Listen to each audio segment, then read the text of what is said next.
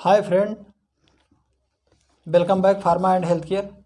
मैं आपका अपना दोस्त DRX अनिल त्रिपाठी। आज हम बात करेंगे कि अगर किसी भी पेशेंट को कोई दवा रिएक्शन कर जाए तो उसकी इमरजेंसी जैसी स्थिति बन जाए तब आप क्या करेंगे।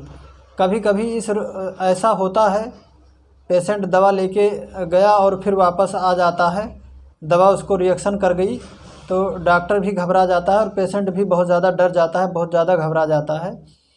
तो इस स्थिति में डॉक्टर कैसे कंट्रोल करता है जानते हैं।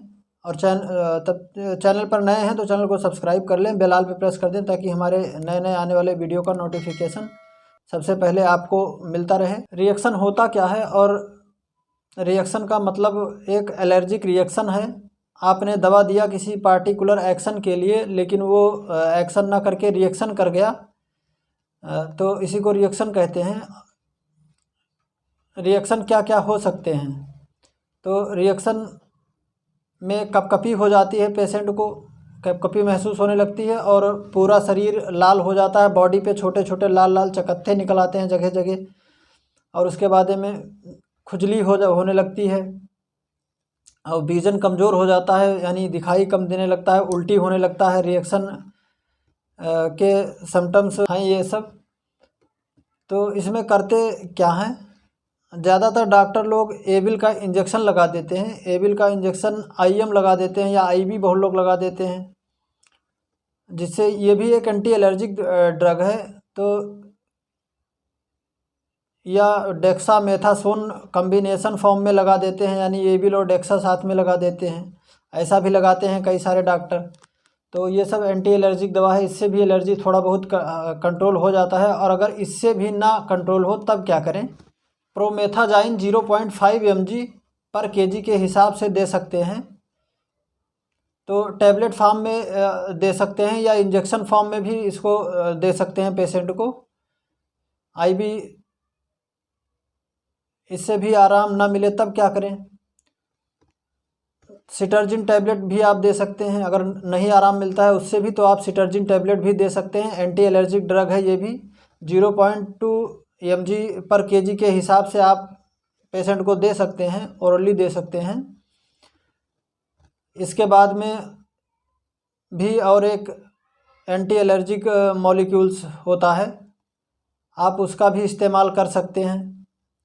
फेक्सोफेनाडाइन होता है, 2.5 mg का होता है। ये 2.5 mg पर kg के अनुसार दे सकते हैं पेशेंट को। अगर पेशेंट को इससे भी आराम नहीं मिलता है तो नंबर 1 पोजीशन पे बेस्ट मेडिसिन है, उससे आराम मिलता ही है, एपिनेफ्रिन आता है। तो वो आपको 0.01% पर kg के हिसाब से पेशेंट को इंट्रामस्कुलर देना है, यानी मांस में, गहरे मांस में ये इंजेक्शन लगाना है। और इसे थोड़ी थोड़ी देर पे लगाते रहें पेशेंट को, यानी 10-15 मिनट पे लगाते रहें जब तक कि आराम ना मिल जाए दोस्तों। और इसे आप हमेशा यूज नहीं कर सकते, क्योंकि ये एक हैवी इंजेक्शन होता है। इसे एड्रेनालिन भी बोला जाता है। ये तुरंत एक्शन को शो करता है अपना, ये तुरंत आराम होता है इससे। इसका इस्तेमाल डॉक्टर की देखरेख में होता है और बड़े बड़े हॉस्पिटल में होता है। और दोस्तों, अभी मैंने जितना भी ड्रग बताया है, ऐसा नहीं है कि आप इसको डेक्सा लगा दो या फिर प्रोमेथाजाइन लगा दो या फिर सिटर्जिन दे दो। ये सब लगाने के बाद में सोचो कि अब एड्रेनालिन भी लगा दें। इतने मल्टीपल ड्रग बॉडी में जाएंगे तो वो और ज़्यादा साइड इफ़ेक्ट पैदा करेंगे, ज़्यादा नुकसान देंगे।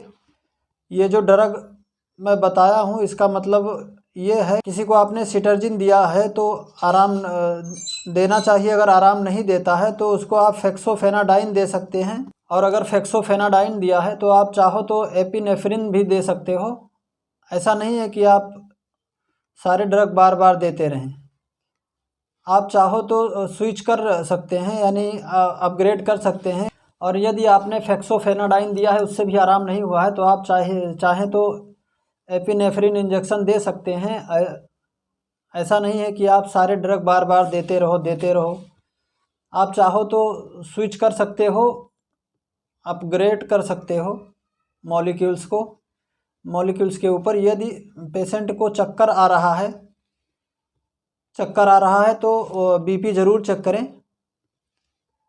स्किन चेक करें मॉइस्चराइज या सूखापन या क्या है, स्थिति कैसी है वो आप ब्लड प्रेशर कम है तो उसकी दूसरी दवा चलेगी, अगर ब्लड प्रेशर बढ़ा है तो उसकी दूसरी दवा चलेगी।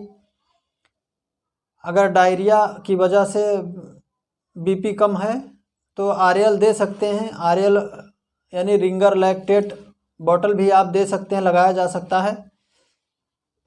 तो वीडियो पसंद आया हो तो चैनल को सब्सक्राइब कर दें और वीडियो को ज़्यादा से ज़्यादा शेयर करें, लाइक करें। और कोई इंक्वायरी है तो आप कमेंट में पूछ भी सकते हैं।